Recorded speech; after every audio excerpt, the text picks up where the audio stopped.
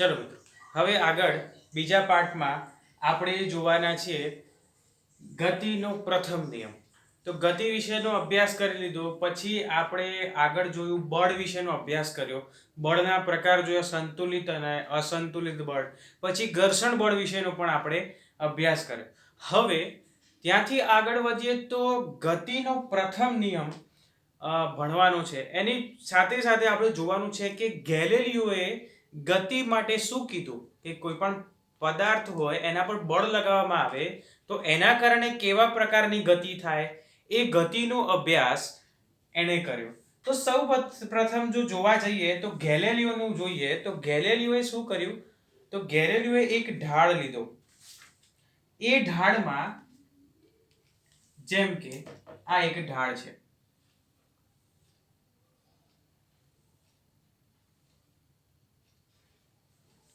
જો આ ઢાળ ઉપર દડાને નીચેથી ઉપર તરફ ફેંકવામાં આવે, એટલે તે નીચેથી ઉપર તરફ ગબડાવવામાં આવે, નીચેથી ઉપર તરફ. ધારો કે આ દડાનું નામ છે એ, આ એ દડો છે કે જેનું દળ છે એમ દળવાળા એક દડાને, એક બોલને નીચેથી ઢાળ ઉપર, ઉપરની સપાટી ઉપર, ધારો કે આ ખૂણો છે થીટા અને આ અંતર છે, આ જે અંતર છે એ અંતરને હું કહી દઉં છું, એ અંતર છે ડી, એટલે કે ડિસ્ટન્સ, આટલું અંતર છે, એને ડી નામ. આ ખૂણો થીટા, આ અંતર ડી અને આ એમ દળવાળા દડાને નીચેથી ઉપર સુધી ફેંકવામાં આવે, ગબડાવવામાં આવે તો અહીંયા સુધી પહોંચશે, એનું દળ તો એમ જ રહેશે. પણ જ્યારે એની નીચેથી ગબડાવવામાં આવ્યો તો ઉપરની તરફ, ત્યારે એનો વેગ લઈ લો v1, અને જ્યારે એ ઉપર પહોંચ્યો એ વખતે એનો વેગ લઈ લો v2. તો હવે મિત્રો મને કહો કે આમાં v1 મોટા છે કે v2 મોટા હશે, v1 વધારે હશે કે v2 વધારે હશે?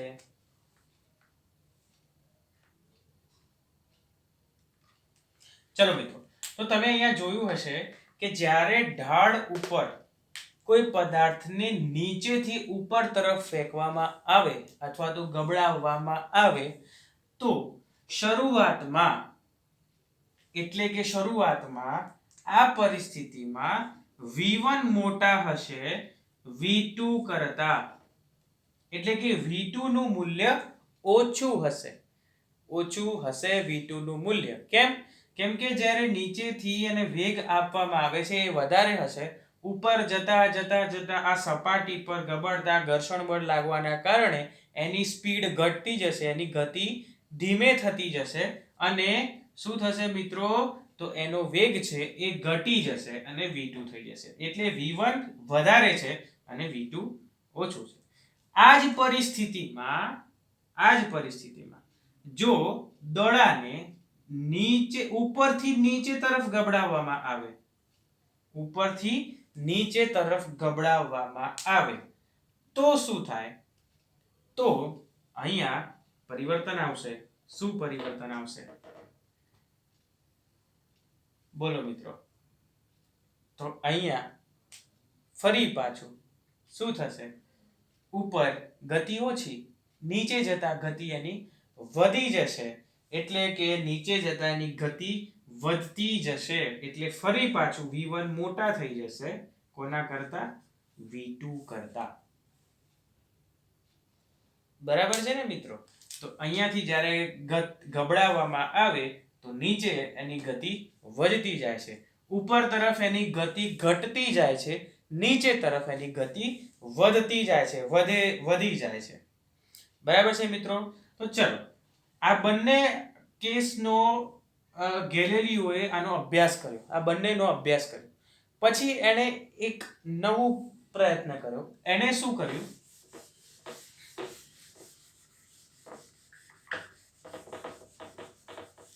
તો એણે એક ઢાળની સામે ધારો કે આ સપાટી, સમજવા જેવો પ્રયોગ છે આનો, કે આ સપાટીની સામે આ ધારો કે થીટા જેટલો ખૂણો, તો સપાટીની સામે એટલો જ ખૂણો, થીટા જેટલો ખૂણો, આનું અંતર d, એનું પણ એટલું જ અંતર રાખ્યું d, આ ધારો કે હાઈટ એને રાખી h, બરાબર છે મિત્રો? અથવા આપણે h1 કહી દઈએ છીએ, અહીંયા બીજો ભાગ છે એટલે આપણે એને h2 કહી દઈશું. તો એણે શું કર્યું, તો દડાને આ જગ્યાએથી એટલે d જેટલા અંતરેથી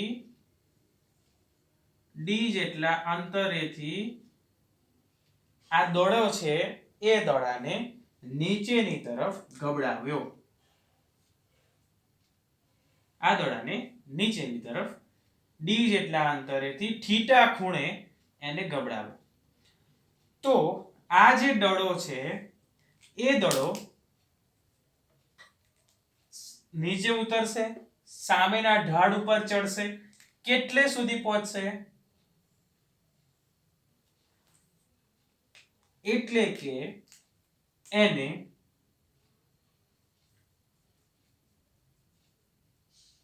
જેટલી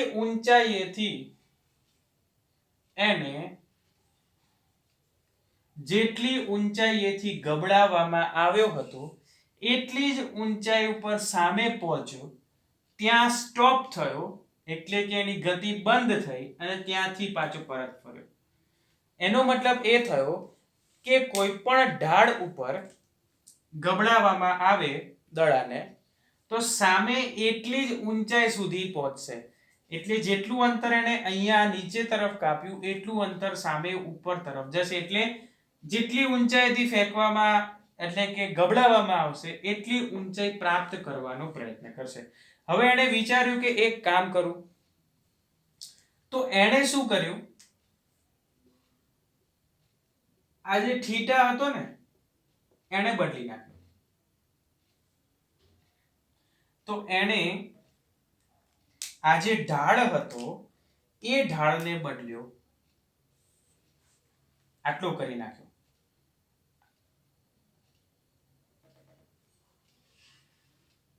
થીટા ખૂણો વધારી દીધો. ધારો કે આને થીટા 1 આપી દો, થીટા 1, આને આપી દો થીટા 2. તો બીજો જ્યારે લીધો ત્યારે ઢાળ એને વધારી દીધો. તો પછી શું થયું, તો પછી ફરીથી પાછો આટલા જ અંતરેથી એને ગબડાવવામાં આવ્યો. તો એણે જોયું કે પહેલા તો એણે જો આટલું અંતર કાપ્યું, d જેટલું અંતર કાપ્યું, આટલું. ધારો કે આ નામ આપી દઉં હું d1, આટલું અંતર. એટલે એણે પહેલા તો જોયું જ્યારે થીટા ખૂણો સરખો હતો બંનેમાં, ત્યારે એણે જેટલું અંતર કાપ્યું એટલું અંતર અહીંયા પહોંચ્યું. પછી જ્યારે બીજા કિસ્સામાં એને જ્યારે ખૂણો વધારી દીધો, તો પણ એ એટલું અંતર, અહીંયા તો અંતર ઓછું છે, આ અંતર વધારે છે. તો આ અંતર કાપવાની જગ્યાએ ગોળાએ શું કર્યું, દડાએ શું કર્યું, તો દડો એટલી જ ઊંચાઈ પ્રાપ્ત કર્યા પછી ફરી પાછો નીચે આવી ગયો. એને અંતર ના કાપ્યું, આને જેટલું અંતર અહીંયા કાપ્યું એટલું અંતર સામે ના કાપ્યું, પણ કેટલે સુધી ગયો, જ્યાં સુધી એને જેટલી ઊંચાઈએથી ફેંકવામાં આવ્યો તો અથવા ગબડાવવામાં આવ્યો તો એટલી ઊંચાઈ સુધી ના પહોંચ્યો ત્યાં સુધી એ સામે ગયો. પછી ગેલેલિયોએ કીધું કે કામ કરીએ, આટલો ખૂણો ઘટાડી દઈએ, હવે પહેલા કરતા ખૂણો ઘટાડી દઈએ. તો એને ખૂણો છે એ ઘટાડી દીધો. તો જ્યારે એને ખૂણો ઘટાડ્યો તો એ આશ્ચર્યચકિત થઈ ગયો કે આ દડો કેટલે પહોંચ્યો, એ દડો પહોંચ્યો ફરી પાછો એટલી જ ઊંચાઈ ઉપર પહોંચ્યો.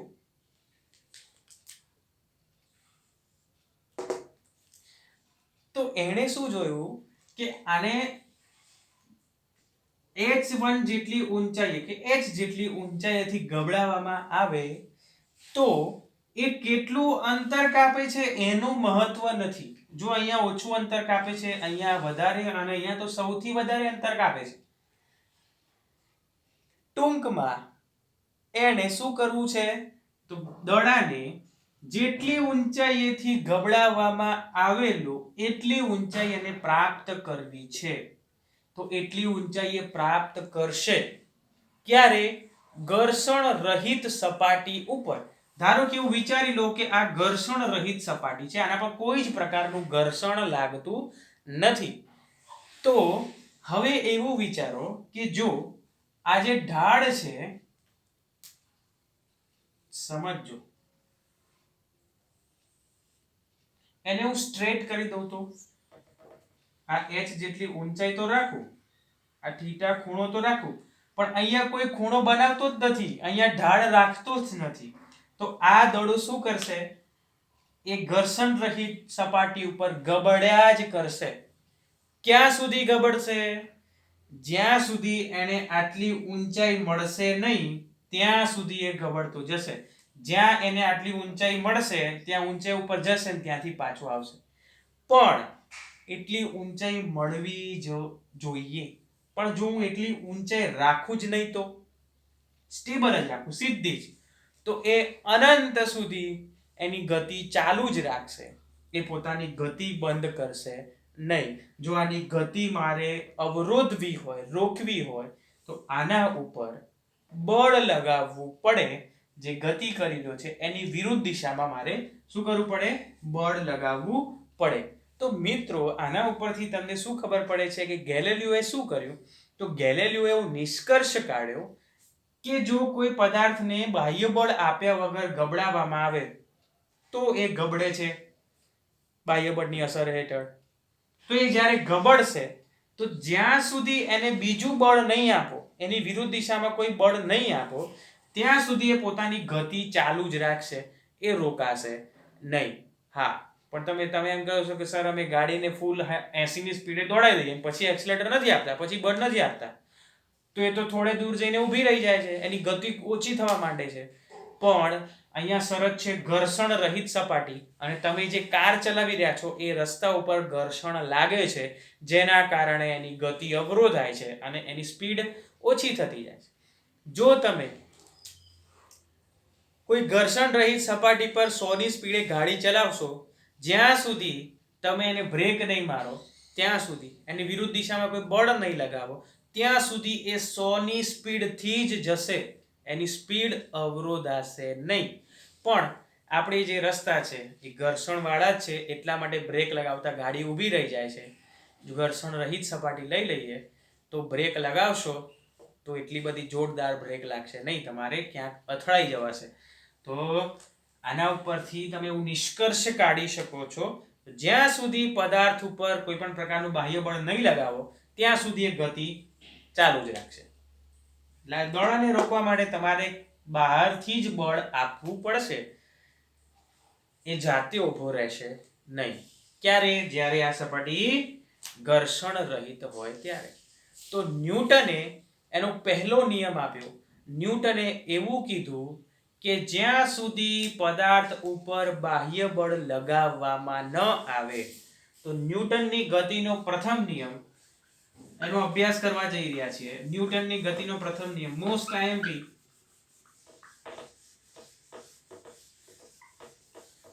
ફરી એકવાર કહું છું, બોલીએ, જોઈએ શું કહે છે. ન્યૂટનની ગતિનો પ્રથમ નિયમ, ન્યૂટને જે પ્રથમ નિયમ આપ્યો એ શું છે? જ્યાં સુધી પદાર્થ ઉપર બાહ્ય બળ લગાવવામાં ન આવે ત્યાં સુધી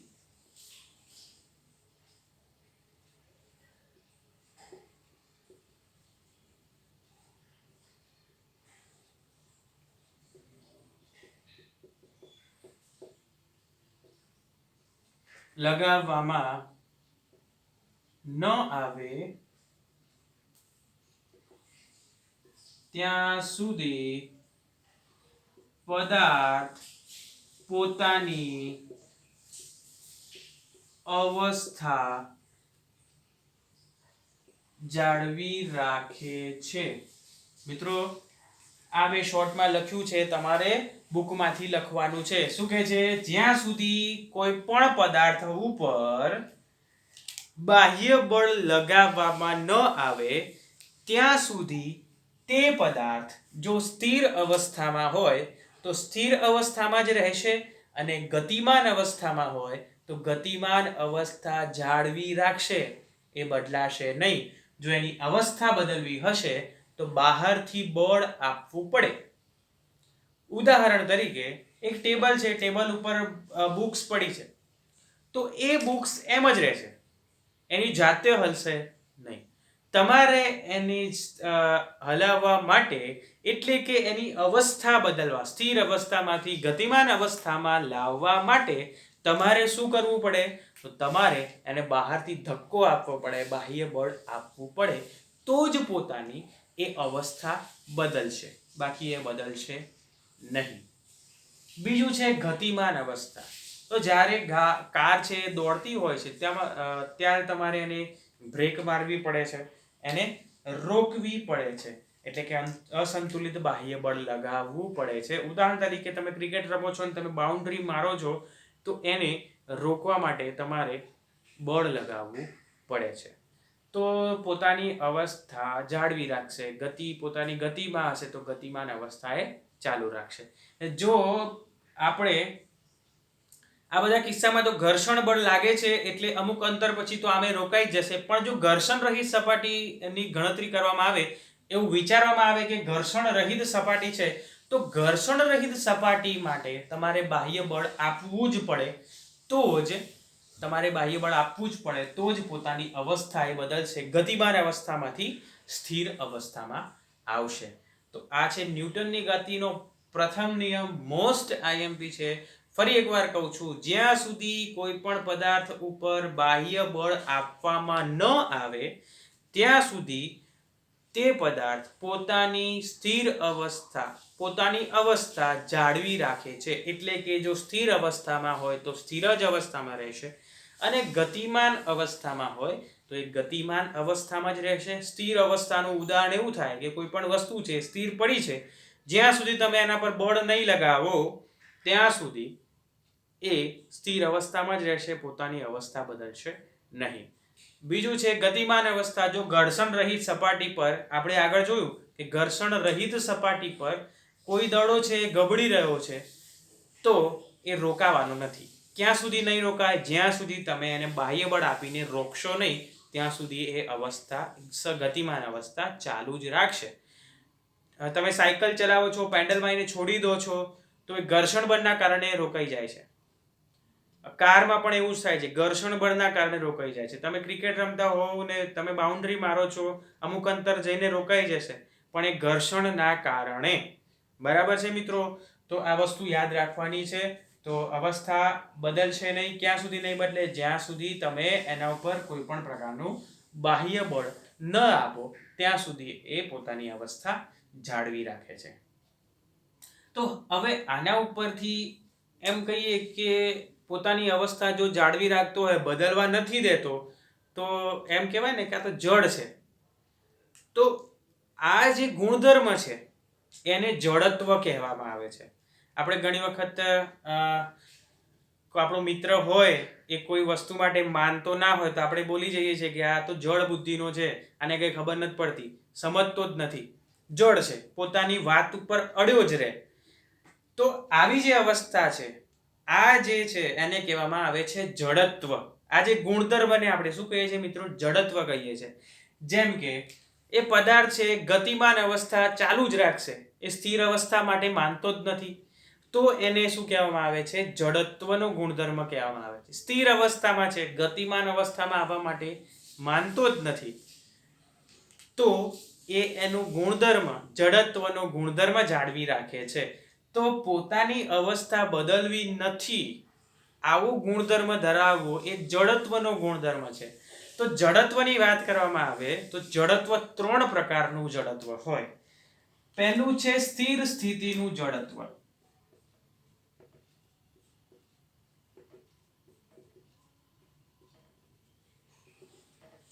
સ્થિર સ્થિતિનું જડત્વ. બીજું છે ગતિનું જડત્વ.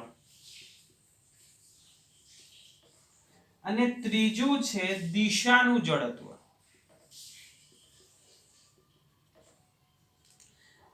હવે તમે એવું કહેશો કે આ સ્થિર સ્થિતિનું જડત્વ શું છે, ગતિનું જડત્વ શું છે, દિશાનું જડત્વ શું છે?